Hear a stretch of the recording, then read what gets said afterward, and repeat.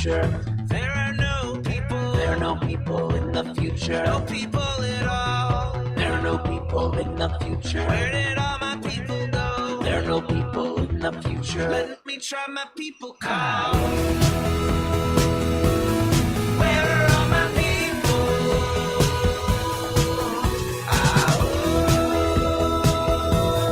Where are all my people? I guess I'll fly away now. Everybody. It is Monday. You know what that means. Yes, it is another episode of Raging Chickens Out to Coop Live. It is Monday, April 25th, 2022. And this is Kevin Mahoney, creator and founder of Raging Chicken. On Out to Coop Live, we talk to progressives, activists, and troublemakers of all sorts, from our own backyards and from across the country. You can join us at the end of the week, too, for our Friday Politics Roundup, where we break down the good, the bad, and the ugly in state and national politics. And this coming Wednesday, you've asked for it. Here it is. The Wednesday show with Cyril Michaleko is back. Cyril is a progressive columnist from the Bucks County Courier-Times, the Intelligencer. He is also the editor-in-chief of the Bucks County Beacon, which is setting Bucks County on fire right now. Cyril joins me once again to drill down into Bucks County, Pennsylvania, and international politics. You can get all our shows by subscribing to our podcast on Podbean, iTunes, Spotify, wherever you get your podcasts. And you can help support this show by becoming a patron for as little as $5 a month. Head on over to patreon.com/rcpress to support the show. You can also help out the show by heading over to our YouTube channel if you're not there already. Smash that subscribe button, like the stream for this show, and hit that notification bell so you know every time that we go live. Because now with Elon Musk taking over Twitter, who the hell knows what's going to happen next, right? We get a little break from that now and talk union organizing tonight. You can also join our Discord server. Info on that is in tonight's show notes. And for more PA progressive talk, tune into the Rick Smith Show's live stream at 9 p.m. Eastern on his YouTube channel, Twitter, Facebook, wherever you get your streams. Rick is there. And subscribe to his podcast wherever you get your podcasts. Head on over to thericksmithshow.com for the latest across all his platforms. And you absolutely have to check out the Sisters of the Night Caucus podcast if you haven't already. I don't know where you've been sleeping under which rock if you have not checked it out. The amazing PA women stirring the political cauldron behind this podcast rock the house. And they know where the bodies are buried. Make sure to follow them on Twitter at The Night Caucus. That's at The Night Caucus on Twitter. And subscribe to their podcast on Anchor, Spotify, iTunes, or wherever you get your podcasts. And attention all you gamers out there, The Game In, that's with two N's, The Game In is a Quakertown-based, black family-owned gaming store. They're friends of the show, and they've got everything from retro N64s, the latest consoles, video games, collectibles, action figures, Funko Pops, literally walls of Funko Pops. And kids get discounts with A's on the report card. How can you beat that? Check them out on their Facebook page and follow them on Twitter at The Game In. Got a question about a game, looking for something hard to get, shoot them a message or drop them an email at thegameinpa@gmail.com. Special shout out, as always, goes to Jonathan Mann, who wrote our intro song, There Are No People in the Future. Check out all his great stuff on his YouTube page and follow him on Twitter at SongADayMan. That's with two N's, at SongADayMan on Twitter. And you've heard it, yes, last week we made the announcement, check out the Raging Chicken Community Fund. Look, if you want to help us end the domination of right-wing money tipping the scales to an extreme on our school boards and in our communities, well, look, we've made that easy. Simply drop a donation to the Raging Chicken Community Fund at ragingchicken.levelfield.net. Help us support community organizing and school board candidates that our communities and our children deserve. Now there's the big exhale, because tonight, on today's show, right, I welcome Daisy Pitkin to the show, and we're going to be talking about her book, On the Line, A Story of Class, Solidarity, and Two Women's Epic Fight to Build a Union. On the Line is a first-person account of a 5-year campaign to unionize the industrial laundry factories in Phoenix, Arizona. This is a book for every current or future union organizer or anyone who joins the long-haul struggle for justice and solidarity. And as I've said to anyone who is willing to listen on any platform, On the Line is a heartbreaking, hopeful, truthful, complicated, and beautiful book. Daisy Pitken has spent more than 20 years as a community and union organizer, working first in support of garment workers around the world, and then for U.S. labor unions organizing industrial laundry workers. Her essays have been awarded the Montana Prize, the DISQUIET Literary Prize, the new Millennium Award, and the Monique Wittig Writer's Scholarship. She grew up in rural Ohio and received an MFA from the University of Arizona. Pitkin lives and writes in Pittsburgh, Pennsylvania, where she works as an organizer with an offshoot of the Union Unite. Find her at daisypitkin.net and follow her on Twitter at Daisy Pitkin. Welcome to the show, Daisy. Hi, thanks for having me on, Kevin. Really happy to be here. I am so thrilled. I've been watching the breakneck speed by which you have been doing book signings and shows, and I'm saying personally, I'm absolutely thrilled to see your book getting the kind of attention it is, because it is so deserving of it. Believe me. Thank you. Yeah, it's been really fun to see people interact with the book and to see it get such a friendly reception. I'm happy to be out there kind of talking about it. It's a funny thing to have a book in the world, because I've said this a couple of times, but it feels like such a closed system of thinking. It's like this artifact that's now exists in the world. And my favorite thing about that is getting to talk with people about it, because of course, as like a thinker and an organizer, my thoughts about my own ideas are constantly changing and evolving. And it kind of freaked me out at first to have this book exist in the world. It's like, here's a document of my thinking, but talking to people about it, I get to continue thinking, which feels really important to me. Yeah, and especially as like a union organizer, you're like, okay, now this is your contract. So yeah. You're going to be held accountable to the words with it for years. Yeah, exactly, 100%. Well, listen, there's so much that I want to get to tonight, but I thought, this focuses around the story, at least, I guess the origins of the story begins back in 2003 when you're working in Phoenix, Arizona, organizing around these industrial laundries. And, I have to say, back in 1999 up to about 2002, I used to live in DC, and that was right during the explosion of the global justice movement. You had the battle in Seattle, struggles against the IMF and the World Bank, and we had done a lot of working. We were organizing our own union as adjunct faculty members at George Washington University, and a lot of my students and a lot of the students that were in DC at the time, who I'm still in touch with today, went on to have similar kinds of trajectories that you did. Ended up in the labor movement, where kind of built those connections there. And so a lot of what you had there was, really resonated with that experience and felt at the same time so present to where we are today. Yeah. So let me ask you, so what got you to the point where you're saying, okay, we're almost like 20 years out from that now. What made you want to come back to this and tell this story in this book?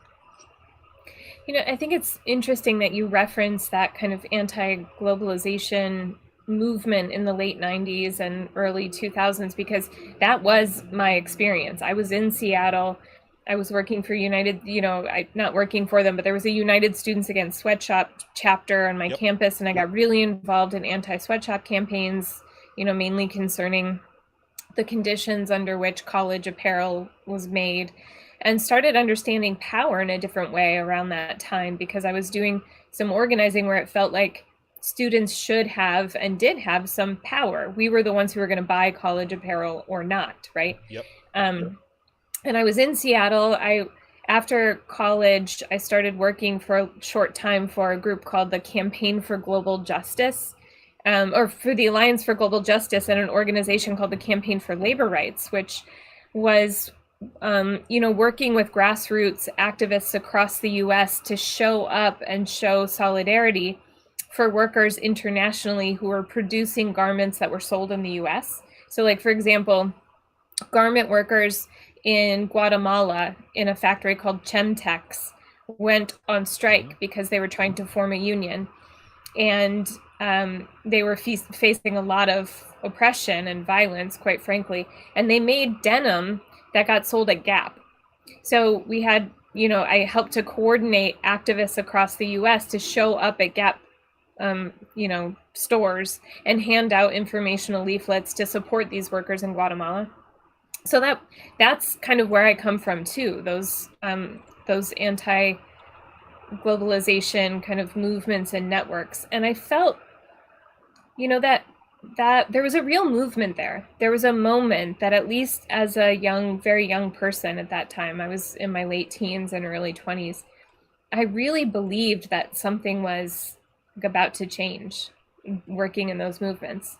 And there was a lot of heartbreak that I know I felt, and I think others of my fellow activists and organizers at that time felt when that movement kind of came apart after 9/11 and sort of refocused its energy into kind of an anti-war movement because it was absolutely necessity to resist that war, right? But that kind of political heartbreak that I felt was so hard to describe. I didn't know like what to do with those feelings. Yeah. And I think in this, there's some of that in this book as well. I mean, On the Line is about some political heartbreak that happens at the end of the book. And I was really burned out and ill after organizing kind of in a very frenetic, nonstop, not very responsible to myself kind of way for years and years. And then there was, a lot of strife internally in the union. And I left the labor movement for a time. And I felt that same kind of heartbreak. Yeah. So this echo that you're talking about, like, it's a real echo in my life. There was sort of a second heartbreak that happened. And it took me a couple of years to even consider writing about it. I thought, I just need to walk away from this and not think about it. But I couldn't stop thinking about it because there's something really crucial, vitally important about labor organizing, right? And first of all, I had to come back. I'm organizing again now, but also I think the time away from the labor movement created enough space for me to really reflect and think about what we were doing and why it was so hard, why it shouldn't be as hard as it is, and also to examine the role of a staff organizer on a campaign in a way that felt important to me. It was a long answer to your question. No, look, I mean, when you talk about that heartbreak, I felt that too as well. When you're the organizing, around the global justice movement. I remember we were organizing, we were the Yamadana Bastas. We were going to be in a support kind of role. We were going to bring water. We had some senior citizens that were part of our group. So we redid all of Madonna's songs to talk about global justice, right? That was going to be our support role and all that. I love that. That's amazing. God, it was amazing. We had the cowboy hat, hard hat. I could go on forever. I hope you have video of that. I have some of it somewhere. I do. It's like, it was amazing, but it's like we're organizing for this and we had learned so much just in a very short period of time. And just like, this is the other thing you describe in the book is you get this, so much happens in such a small, like a short period of time, but feels like, months and years. And that was happening around like in DC at that time too, as well. And then, I mean, literally I lived in DC and we were ready to go for the fall protests and 9/11 happens. And it just wrecked us. And there were people that wanted to will themselves through. This is what I saw echoed in your book too as well. Like, no, just put that aside, keep on going. I'm like, how could you possibly keep on going after that? Right. Yeah. I mean, so anyways, that's a long response to your answer, too as well. But so let me get to that part about that heartbreak, because, I think that has been so much about has been my experience in the labor movement for a long time too, that these are integral to what you even kind of develop in these bounds of talking about solidarity building, and when you talk about the role of staff organizer, but even just in terms of what is it that keeps people together. And in your second chapter, you have these three moments that, at least they stuck out to me. You have this moment when it's your first time telling the story to organizers about the Triangle Shirtwaist Factory fire. And you get kind of disciplined for your response, right, in this moment. And then the next moment was in that same chapter where you introduce us to Clara Lemlich, I'm sorry. And this story around, her standing up and calling the general strike and everybody's yay. And her story plays out in your book. And then you have Alma to close out that chapter with her question that is like the burning question, it seems to me, through everything, is like, what drives a person to fight? Right. And so could you talk us through like that kind of setup and what you're doing with these layers in that chapter and that kind of play out throughout the rest of the book? Yeah. I mean, when I first started writing the book, I didn't really know what I was doing with these pieces. There's like this history piece about the the uprising of the 20,000 and Clara Lemlich, who is credited with sort of sparking that movement. And then the Triangle Shirtwaist Factory fire, which happened about 13 months later. And those were really important occurrences in the history of the union that I worked for. And as a young organizer, I was taught to tell those stories. You know, you have a first organizing committee meeting and you tell the history of the union. And those two stories were integral to Unite. That's the name of the union that I worked for. Really important to Unite's kind of idea of itself. Its sort of own mythos about its importance and its long-standingness and its role in the very rich history of labor organizing and resistance in this country. And so I was taught to tell that story, and I told it like other organizers in the union, kind of ritualistically, over and over. And in the book, I sort of tease out some interesting things about the telling and retelling of that story. And part of what I find is that, you know, the story I was taught to tell is that Clara Lemlich, this anonymous wisp of a girl, as she was later reported to be, was kind of by chance or dumb luck or maybe some sort of irreplicable moment of courage was hoisted onto the stage in 1909 and called for a general strike. And the next day, 20,000 people followed her into the street. And I told the story in that way because I was taught to tell the story in that way. And, you know, over time, I started thinking, what does it mean for me to stand in front of a group of workers who are making a decision to have a fight to join our union and tell that story? Like, is it supposed to inspire people? Are they supposed to imagine themselves as Clara Lemlich, like, I'm going to get up on a stage and spark a general strike?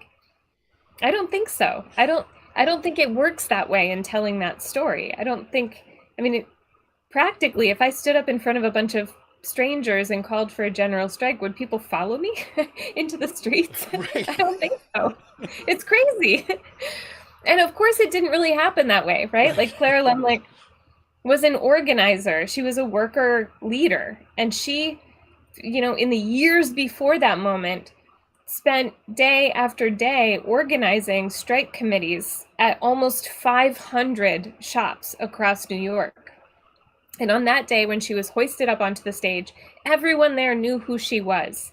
And they knew that she was going to call for a strike. So it was planned. It was part of a very clever, methodical plan that the workers themselves had developed.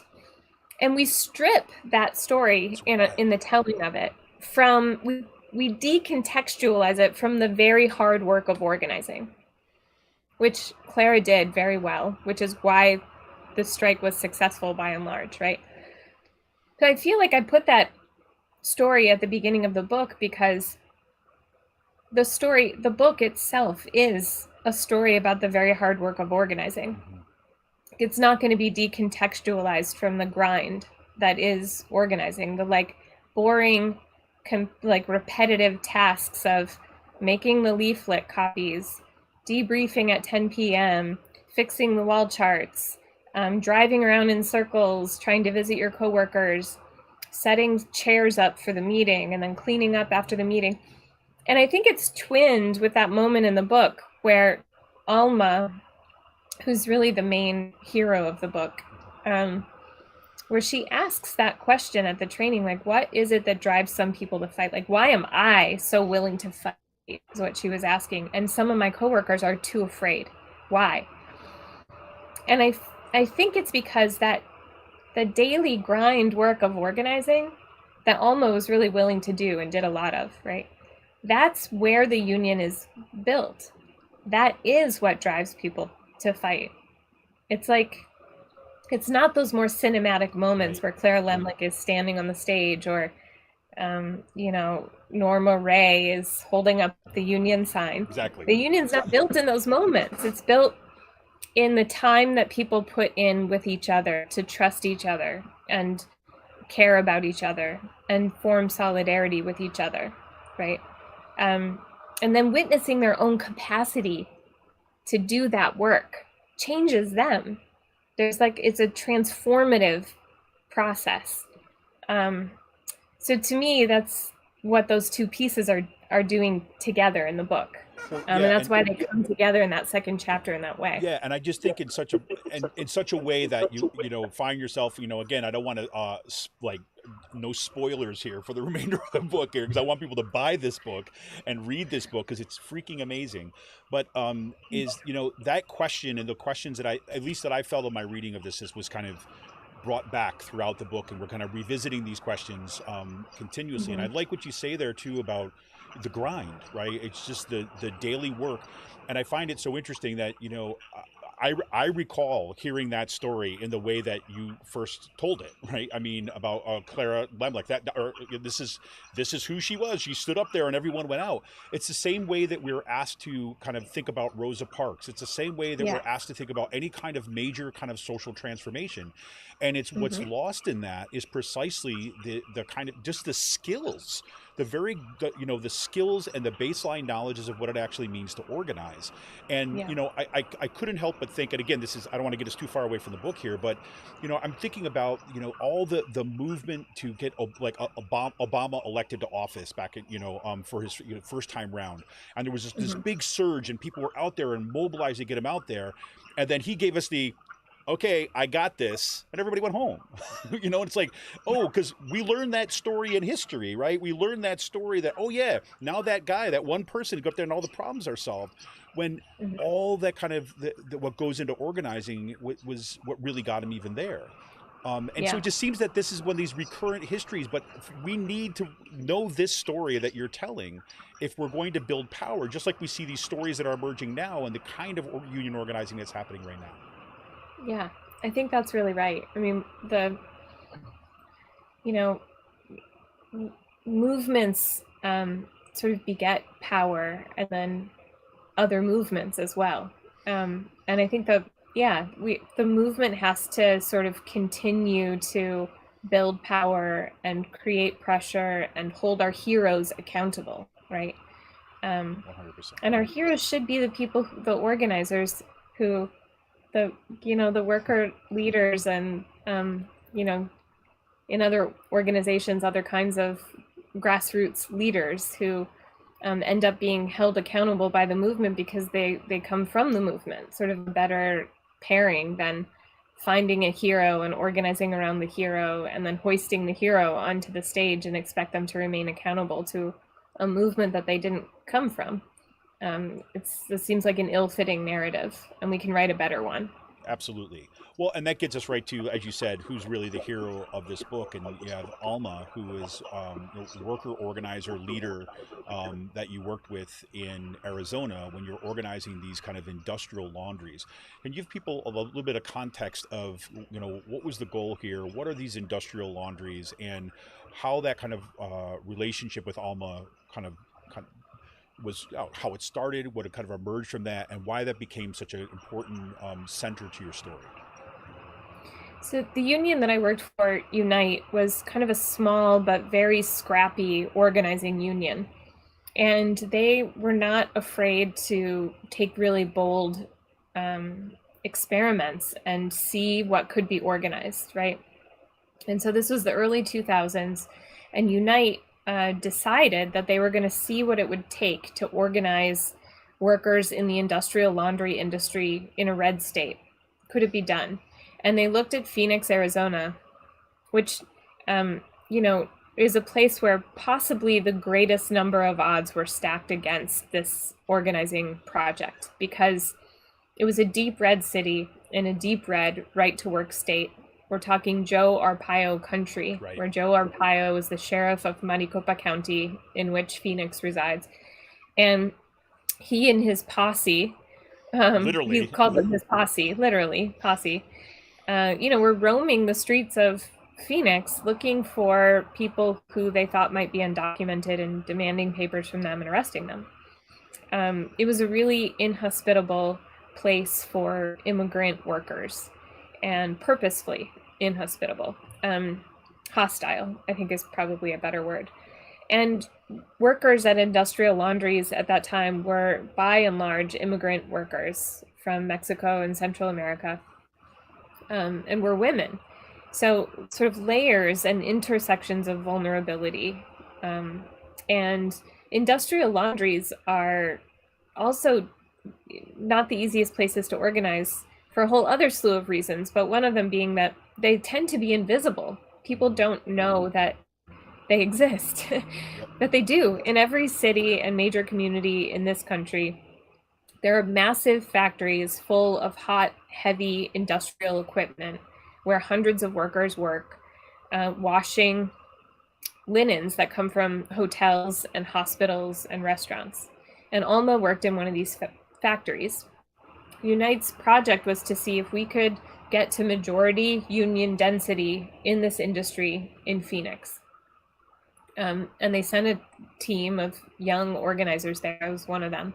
And Alma was the first worker I met in the entire 5 years it took to campaign at these laundries. And it's because her husband was the cousin of a shop steward at a union laundry. So we kind of, through the grapevine, found out that there's this person who works at this industrial laundry. So it was our first house visit in that phase of the campaign where we're doing everything very secretly because we don't want to trigger an anti-union response from the employer before we're able to talk to a majority of the workers. And so Alma was our first contact there. And from, within 10 minutes, I could tell that she was going to lead this movement. And she did. And she did. And then, and in that, one of the things that what was that like, learning what that job actually entailed? I remember, and when I was reading that section, I grew up in Utica, New York, and like kind of central New York. And there's this area along the kind of arterial, it's like Route 12 that runs through the city. And there's like Utica cutlery. The Utica cutlery, again, is one of these industries, one of the many industries that just kind of left, that was kind of first shipped down south and then it was shipped overseas, right, as the industrial base crumbled like within Utica. But there was these series of factories along Route 12 right next to the cutlery. And we all thought, kind of growing up there, they were just all abandoned. And then one day we're driving on the other side of the kind of the main road and down the side street that ran on the other side of those factories. And we found out all these garage doors were wide open, right? And that's what it was. It was this massive industrial laundry, right? In this building that looked like, it was abandoned. And that was like, and as you were describing what that work was, I was coming back to this is what, and it was too as well. It was almost all kind of like immigrants who were working there, Vietnamese immigrants, kind of Latino immigrants. And to see that, and then now learning from your book about just the kind of hazards of what that actually meant to organize inside that shop and why it was so necessary. Can you take us into that a little bit about what that work entailed? Yeah, I think that was one of my main goals in writing the book, was to be able to talk about the health and safety hazards that exist inside these plants, because there are hundreds of thousands of workers who work in them, and we just don't know about it. And the conditions in modern America, modern US society happening in every city across the country, it's wild. But I started learning about it in that first house visit with Alma when she described her work. And Alma works in the very first department in an industrial laundry, which is called soil sort. And her laundry washed linens from hospitals. So the linen comes in on these big 18-wheeler trucks and gets pushed off on these rolling bins into the end of the factory. And the bins get picked up and dumped onto a conveyor belt. And Alma and her coworkers in this department, soil sort, it's their job to, as the pounds, it's hundreds of pounds of linen in these kind of bundles, comes down a conveyor belt, they have to pull it apart very quickly and sort it. Like sheets into one bin, hospital gowns into another bin, washcloths into another bin, pillowcases another bin. So the linen is coming down this conveyor belt and they're working very quickly, kind of flicking their hands back and forth, sorting linen. And you can imagine what comes tangled in the sheets that come from a hospital or a surgical center. All of the bodily fluids that they came into contact with, urine, vomit, feces, fluids bags, surgical tools left tangled in the sheets. They were in contact with syringes, scalpels, sometimes body parts and pieces of flesh left over from surgeries. And I'm sorry to be so gross about it, but this is the daily reality of many thousands of workers. And, you know, in Alma's factory, as in a lot of non-union laundries, the personal protective equipment given to workers, especially in that department, is not up to standard. Their gloves, you know, in Alma's factory, they had to wash and reuse the gloves that they were using to touch this linen. Sometimes the coating on them would get cracked and that expose their skin, touching this biohazardous and chemical-filled linen. You know, they didn't have all the time the proper gowns and masks that they needed. And that's just in one department. You know, I learned in subsequent house visits with workers in other departments about the dangers that exist, very real dangers on the hot and heavy machinery that they're using in other departments in the plant. Well, you know, I was just explaining, I was telling you before the show that I was telling my kids about your book, right, as we were kind of having dinner, and my son asked the question, is like, well, why is it that so many workers got hurt there, right? What was to get hurt there? And I was explaining, first of all, the size of things, right? You're not just talking about, you know, our laundry down the stairs, you're talking about these massive machines. And one of the things that you mentioned here, and again, this was echoing in my head of like our quote unquote, you know, celebration of essential workers throughout COVID, and seeing the same things play out there, where the drive to increase the speed of, you know, of the laundry, have more process at a time, that they would remove safety features from the different machines, or wouldn't kind of follow the proper protocols in order to kind of like clear machines when they were stuck. And there were workers that were ending up with, you know, missing limbs, horrible burns, and death. Right. So this, you know, it's not just, you know, the I Love Lucy version of like a sped up chocolate factory, but here you actually have people that are put in, you know, dire situations where their lives are literally on the line, and then they're thrown out in the end. And I'm thinking about the story you tell of the one worker who has the hernia, and they denied that he was, you know, that he did that at work, and so he just kind of left to rot on the outside. Yep. Yeah. There were some really horrendous injuries that I saw, not only in that laundry and Alma's laundry, but others. In fact, the book is dedicated to Eleazar Torres Gomez, who was a worker who worked for a different company in Tulsa, Oklahoma, where the company had removed a safety guard from a machine that connected sort of where the wet linen comes out of the washer and the water is extracted from it, and then it gets hauled up a conveyor belt into an industrial dryer. And a safety guard had been removed, and he fell onto the linen and got pulled into the dryer, which closes automatically and starts, and he died in an industrial dryer. A very gruesome, terrible death. But it's one of several just in the last, you know, 2 decades that have happened in industrial laundries. They're dangerous places to work. And as you say, when production pressure is high, and in places where companies are allowed to raise production pressure without any kind of consultation with workers, if they don't have a union, we see injuries increase. I mean, people are working too quickly to be safe. You know, sometimes they turn, in some industrial laundries, I've seen and heard stories of them turning the temperature up on the irons to be able to run production through more quickly. And workers on the other end catch linen that come out of hot irons. They're kind of spit out through these rollers that go all across the floor of the factory, and then they're spit out the other side, and people catch and fold them. And there are people who work there who have been catching for so long that their fingertips have been scalded by handling hot linen so quickly, and they don't have fingerprints anymore. There was a worker on an organizing campaign back in the late 2000s who was having trouble getting her visa renewed because she no longer had fingerprints, right? Yeah, it's a reality. One of my main goals with writing the book was to tell the story of what goes on in an industrial laundry and why unions are so crucial to workers in that industry. But then also to talk about why it's so hard to form unions right now, the actual years-long battle that it took, because labor laws were broken.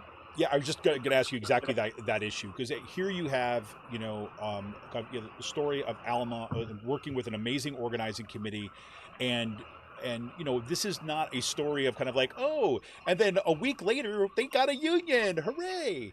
It is the picture of what this looks like given current, it was back then, but also current U.S. labor law, and what workers are, in a sense, what workers who are doing one hell of a job in organizing a union want the union, what they actually have to go through, both in terms of the anti-union campaigns that they're subjected to all throughout the organizing campaign, and then what happens afterwards as you're facing all sorts of legal fights against labor laws that are built for the Lochner era, right? I mean, they really are. So I mean I don't want to kind of like I said, I'm worried about giving too many spoilers here, but can you take us through a little bit into what that struggle looked like, and what that process of organizing kind of went through, and how Alma, like the story that the conversation you have with her over the years, really kind of reflecting on what they were up against in that campaign. Yeah. We used a strategy, I was kind of describing it a few minutes ago, where we built an organizing committee secretly. And that was really important because we wanted to be able to talk to all of the workers who worked in Alma's factory before the company could find out that we were talking to them, because we knew that it would trigger a vicious anti-union campaign. And we believed then, and I still believe now, that people deserve to have, they deserve to be able to make a decision about whether or not they're going to join a union free from intimidation from their employer.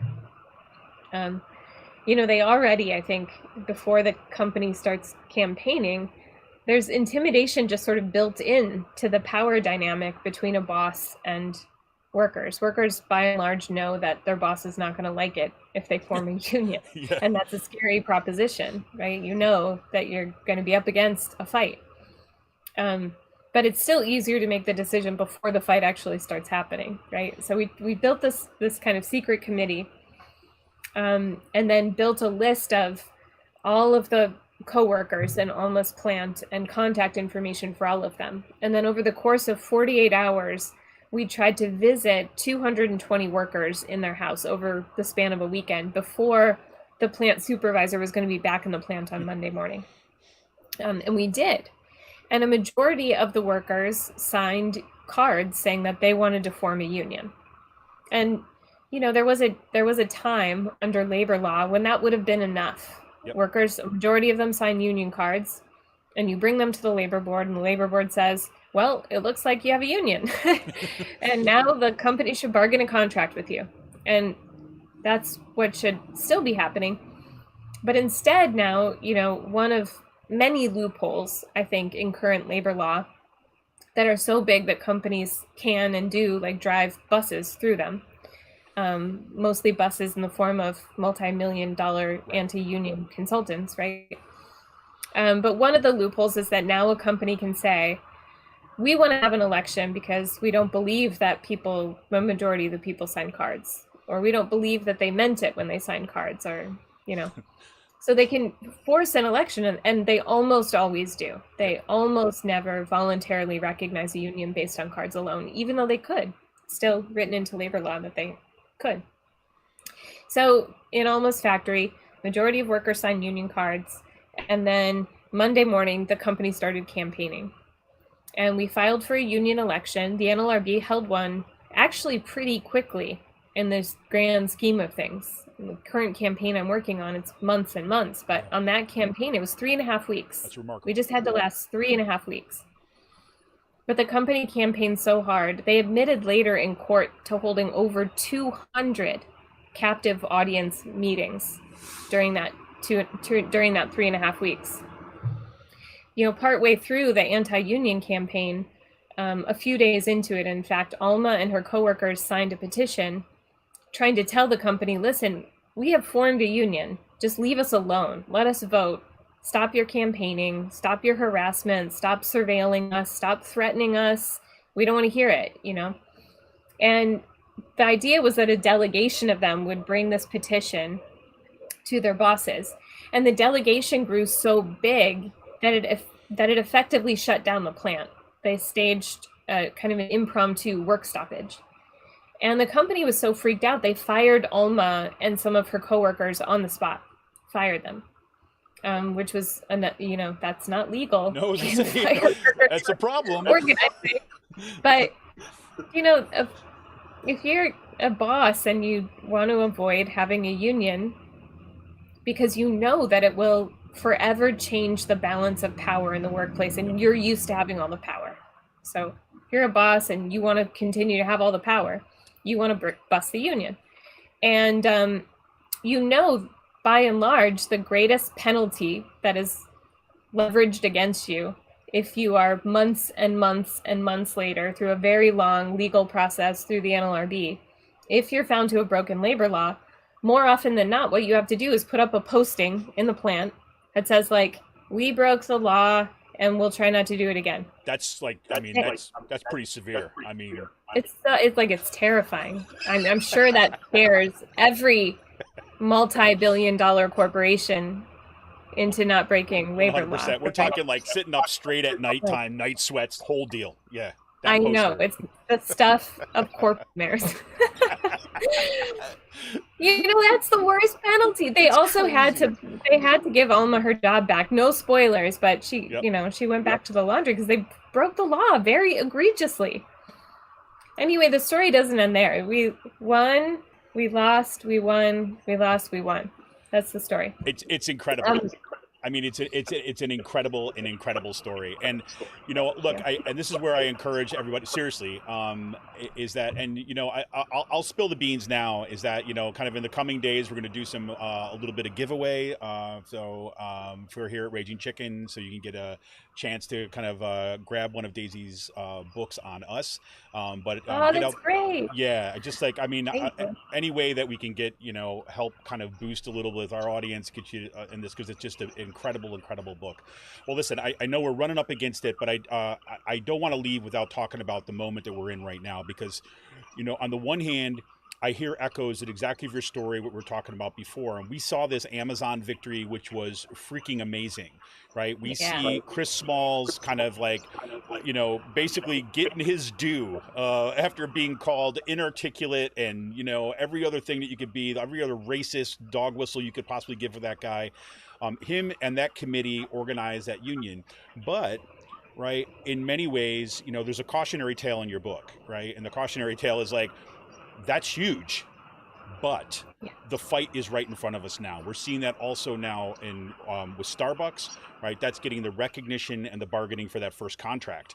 And I don't want to be like, you know, like pour water on the fire here, because I think literally you see this stuff catching like wildfire. I think earlier today, Baltimore, just like another union Starbucks, right? You're seeing every single day a new kind of union being filed, more workers organizing, and now we've got the second Amazon warehouse is going up. Now they're organizing here. They may have an election soon too as well. I mean, so we see this, you know, this whirlwind, if you will. But we also have, you know, so I mean, well, not, how do you gauge that moment? Both this kind of absolute excitement, the focus on labor organized like never before, and not the top-down business unionism, old white guy comes in and tells you what to say, but a bottom-up, energized, militant kind of unionism, which, for my money, this is something we've been needing for a long time. Where do you come down on that? I mean, I think that, you know, this is something I think about in the pages of the book as well, that there's a question of internal democracy, not only inside unions themselves, but on campaigns.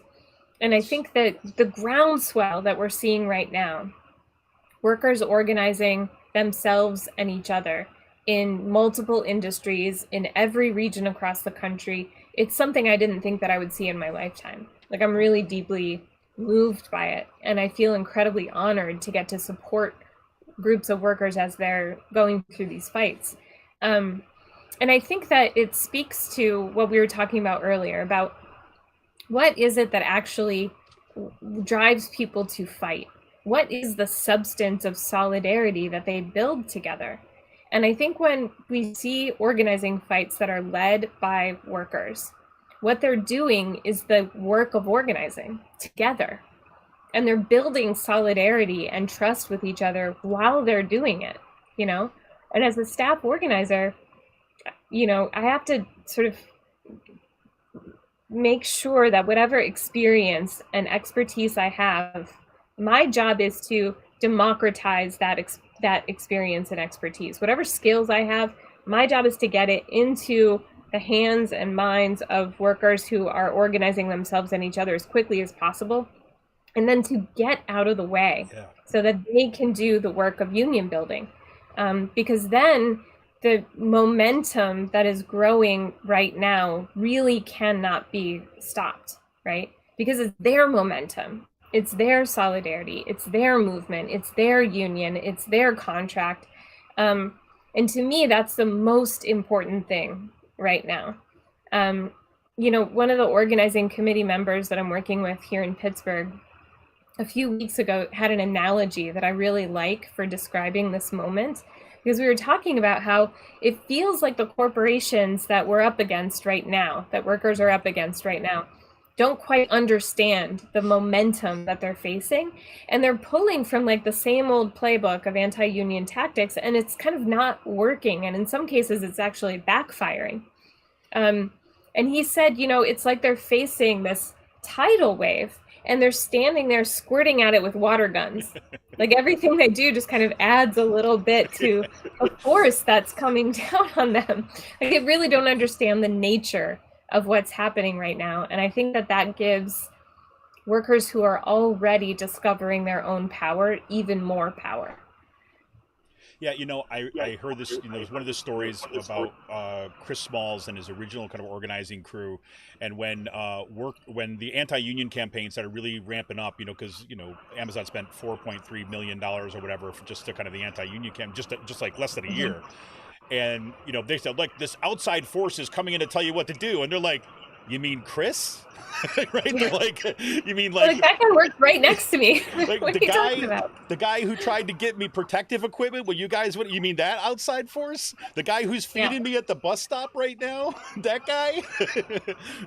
and how do you break on the that? Starbucks campaign, you know, on the Starbucks campaign, that the third party, you know, anti-union message doesn't work if the workers are doing the work and organizing themselves. And on the Starbucks campaign, they keep trying to make that stick, you know, they keep trying to say these outside organizers, these, you know, professional rabble rousers, and the workers, I think, are just like, what are you talking about? Like, I learned how to do this from my buddy Jake, who works at the store down the street. Like, he told me what he did in his store, and I just did the same thing, and now we filed for a union election. You know, it's like it doesn't work because it's not the nature of the campaign.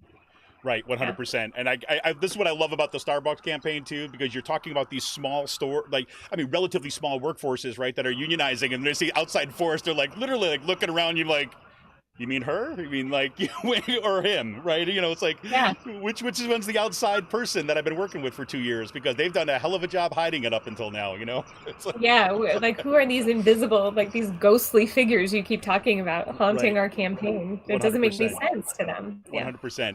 Well, listen, if you wanted to like leave everybody with a kind of thought about kind of the organizing going forward, or what people should be paying attention to, or other than buying your book, which you should do, right? Here it is. This is her contract, remember. No pressure. Right. What would you leave folks with when they're looking at this moment, or looking at kind of the story or the takeaways from the story that you're telling in your book? I think that, you know, the takeaway, and sort of where I leave things in the book also, is if you are thinking about organizing your own workplace, right now is the time. Right now. There's so much momentum, there's so much solidarity happening that you should do it right now. And there's some organizing resources at the back of the book. So check it out, and start talking to your coworkers about what it would mean to make a change at your workplace. And if you're already a union member, and I know probably a lot of your listeners are, look out for ways to actively support other organizing efforts in your community. Labor kin is one of the most powerful forces, kind of solidarity we have even across unions. We've got to be there for each other in these hard fights that we're having right now and that are just really getting started. As you said, like contract negotiations are next, and the fight does not end when the votes are counted. So get out there and organize, folks. No time like the present. Ride the wave, because they keep on squirting their squirt guns. So let them at it. Get a surfboard, ride the wave. Yeah, exactly. Well, if anybody knows anything about kind of union organizing, you know that Daisy Pitkin, this is not the end of her day, right? That the organizing and the work goes on before the close of the day. Daisy, I appreciate you taking the time out to spending this time with us tonight, coming on. This is the book, absolutely fantastic. On the Line, a story of class, solidarity, and two women's epic fight to build a union. Daisy Pitkin, thanks so much for joining us tonight.